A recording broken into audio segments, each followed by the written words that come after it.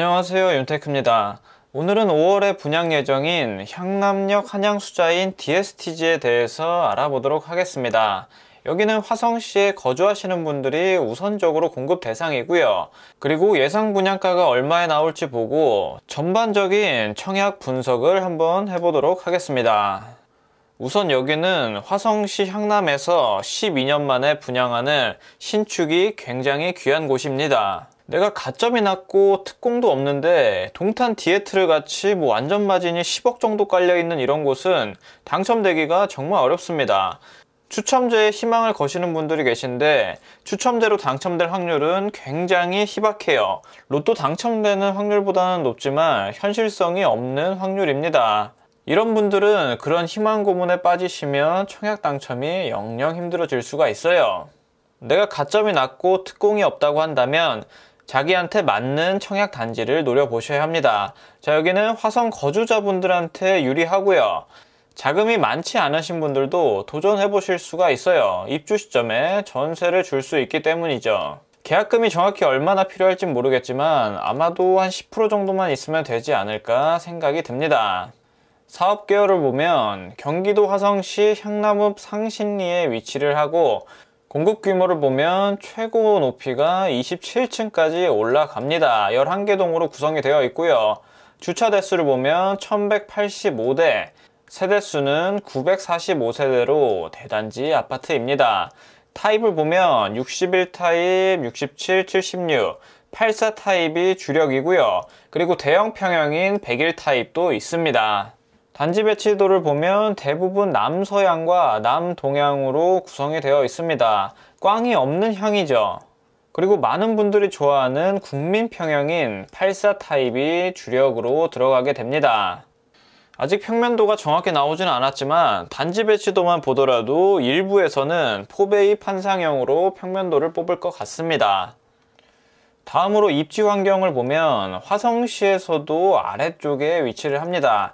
하지만 향남역이라는 교통 호재가 있고요. 여기가 서해선 복선 전철입니다. 단선이 아니라 복선이기 때문에 배차 간격은 그렇게 길지 않을 걸로 예상이 되고요. 22년도에 개통 예정이라고 합니다. 하지만 이거보다는 조금 더 연기될 수도 있고요. 서해선 복선 전철을 타고 올라가면 송산역에서 신안산역으로 갈아탈 수가 있습니다. 그러면 여의도까지 접근하기가 수월하겠죠. 그리고 아직은 추진 중이지만 이 향남역까지 신안산역을 연결시키는 계획도 갖고 있습니다. 그러면 서울 접근성이 조금 더 개선이 되겠죠. 그리고 향남역까지 거리를 보면 도보로는 이동이 불가능하지만 셔틀버스를 운영한다고 하니 그런 점은 괜찮아 보입니다. 그 대신에 산업단지랑은 조금 더 가까이에 위치를 하고요. 산업단지가 여기뿐만 아니라 이쪽에도 위치하고 여기 등등 주변에 많은 일자리가 있는 걸 볼 수가 있습니다. 그리고 또 한 가지 장점으로는 주변에 녹지가 굉장히 많이 있고요. 초등학교랑 거리는 도보로 한 10분 정도 나올 것 같네요. 여기 향남지구 내에서도 이쪽이 원도심이에요. 이쪽이 원도심이고 여기에는 아파트 단지가 그렇게 많이 있지는 않습니다. 하지만 이런 대단지 아파트가 들어가면 인프라는 많이 개선될 걸로 예상이 됩니다. 이쪽에 위치한 아파트들은 벌써 15년, 16년 차 된 아파트들이고요. 그리고 그나마 여기 가까이에 있는 아파트가 한 5, 6년 차 정도 된 아파트가 있습니다. 여기가 주변이 전부 다 구축이죠. 구축밭에서 이런 유일한 신축은 실패하기가 힘듭니다. 여기 사시는 분들 중에서 여유가 있으신 분들은 신축에 대한 갈증이 있을 수밖에 없습니다. 아무래도 이런 좋은 브랜드에서 짓는 대단지 아파트들은 커뮤니티가 좋게 들어갈 수밖에 없어요.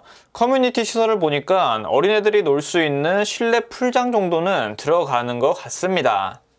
이 주변에서 실거주 생각하시는 분들은 너무 로또 청약만 기다리지 마시고 이런 것도 한번 고려해 보시길 바랍니다. 서해선 복선 전철의 노선도를 보면 화성 향남을 지나서 화성시청 그리고 송산역까지 도달하게 됩니다. 자, 여기가 송산 그린시티죠. 화성 테마파크가 조성되는 곳입니다.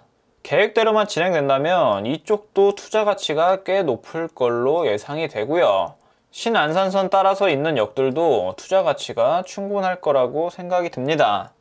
신안산선이 연결되면 중앙역을 지나서 안산중앙역을 지나서 광명역 그리고 여의도역까지 한 번에 갈 수가 있죠. 그리고 아래로는 평택, 아산, 충청남도까지 갈 수가 있습니다. 여기 단지의 프리미엄을 보면 일단 무난한 브랜드인 한양수자인 그리고 향남역이 예정되어 있죠. 다음으로는 주변에 일자리가 많습니다. 초등학교는 도보 10분 정도면 갈 수가 있고 한양수자인에서 셔틀버스를 운행한다고 합니다. 그리고 향후에 단지 북쪽으로는 초등학교, 고등학교 예정부지가 있어서 입주할 때쯤 되면 초등학교 접근성이 더 좋아질 걸로 예상이 됩니다. 그리고 주변에 녹지가 풍부합니다. 이 정도의 장점이 있는데 가장 중요한 거는 주변 시세 대비 분양가가 얼마인지가 가장 중요하겠죠. 지금 분양가는 정해지지 않았어요. 제 생각에는 평당 1200에서 1300 사이에 나오지 않을까 생각이 됩니다. 그 정도에만 나와도 어느 정도 메리트는 있어요. 자, 주변 시세를 한번 보겠습니다. 향남역 한양수자인이 이쪽 아래에 위치하고 그나마 가까이에 있는 아파트 단지가 서봉마을 모아엘가입니다. 여기가 임대 분양 전환됐던 곳이고 2015년 6월에 입주한 아파트입니다. 496세대로 구성되어 있고 3월 30일에 4억 1천만원의 실거래가를 찍었네요. 여기가 84타입 기준에서 실거래가가 4억 1천만원이고 최근에 나온 매물을 보면 가장 저렴한 게 5억 2천만원에 나와 있습니다. 대략적으로 중간값으로 잡으면 여기 84타입의 가치는 4억 5천 정도 되겠죠. 보수적으로 봐도 여기 한양수자인 분양가가 4억 5천 이하로 나온다면 그만큼 메리트가 있을 걸로 보여집니다. 아무래도 여기가 완공이 되면 서봉마을 모아엘가랑은 10년 정도 연식 차이가 나게 되죠. 그리고 세대수도 그렇고 브랜드도 그렇고 이 한양수자인이 좀 더 낫고요.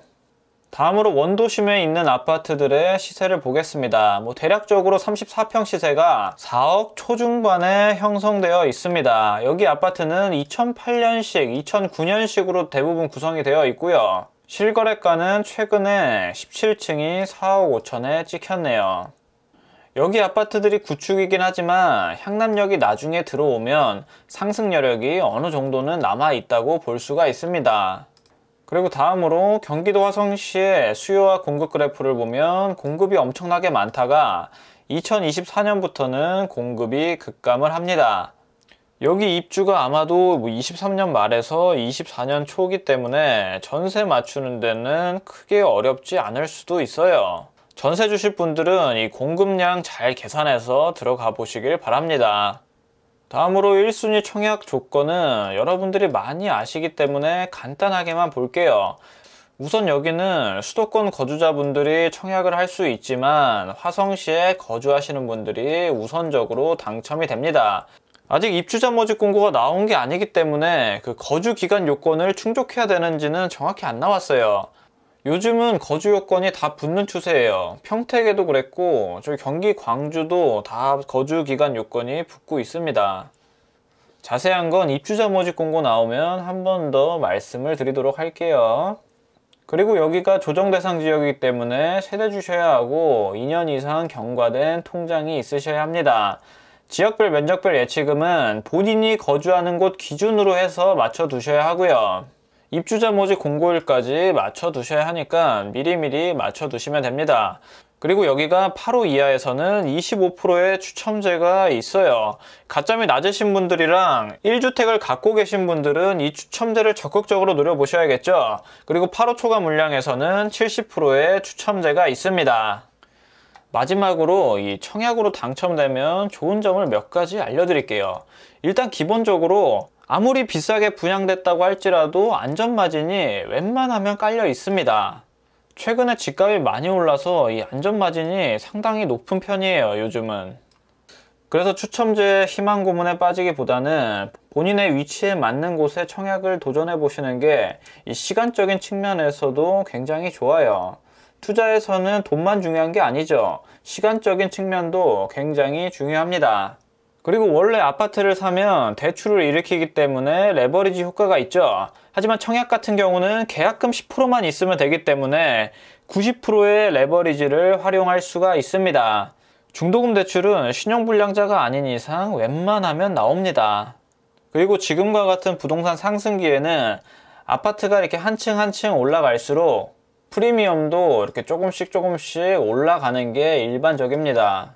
처음에는 허허벌판이었다가 그 다음 공사판이었다가 마지막에 이렇게 삐까번쩍해지기 시작하면 그때는 이제 프리미엄이 많이 올라가죠. 그때 살려고 하면 이미 늦었죠.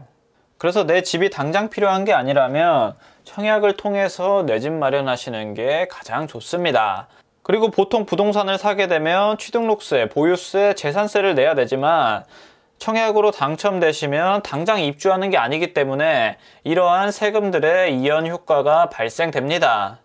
계속 투자를 하다 보면 가장 신경 써야 할 게 이 세금입니다. 그래서 청약으로 당첨되면 이 세금적인 부분에서는 어느 정도 혜택이 있습니다. 그리고 마지막으로 이 신축의 희소성.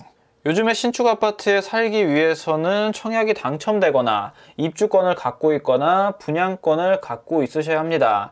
하지만 분양권 대부분이 지금 전매가 금지되었죠. 지금 살 수 있는 분양권이 얼마 없습니다. 그리고 입주권 같은 경우도 실거주 의무가 붙어있는 입주권은 사기도 힘들고요. 그리고 분양가 상한제 지역에서는 거주 의무가 웬만하면 붙기 때문에 전세로 들어가서 살 수도 없습니다. 신축에 살고 싶은 사람들은 많은데 이 신축의 공급 자체가 줄어들다 보니까 아무래도 희소성이 높아질 수밖에 없습니다. 희소성이 높아지면 당연히 프리미엄은 올라갈 수밖에 없고요. 그래서 청약은 너무 좋은 곳만 기다리다가 본인한테 맞는 청약 단지들을 다 놓칠 수도 있습니다. 이 청약 당첨이 끝이라고 생각하지 마시고 가장 먼저 규제 지역에 청약 당첨되고 그리고 비규제 지역에 또 청약 당첨되고 그렇게 해서 규제 지역 하나 비규제 지역 하나 가져가면서 뭐 민간 임대라든지 오피스텔, 생활형 숙박시설 뭐 그 외에는 토지 아니면 상가 이런 쪽으로 계속해서 부동산 투자를 해보시길 바랍니다. 청약 당첨이 마지막 관문이라고 생각하시면 청약 넣기가 정말 까다로워져요. 조금 마음에 안 들더라도 나중에 갈아타게 한다는 생각으로 청약에 도전해 보시길 바랍니다. 물론 청약 가점이 높으신 분들은 골라서 가셔도 되고요. 청약 가점이 애매하거나 낮으신 분들을 말씀드린 겁니다. 자, 어쨌든 오늘 내용은 여기까지 하도록 하겠습니다. 시청해 주셔서 감사합니다.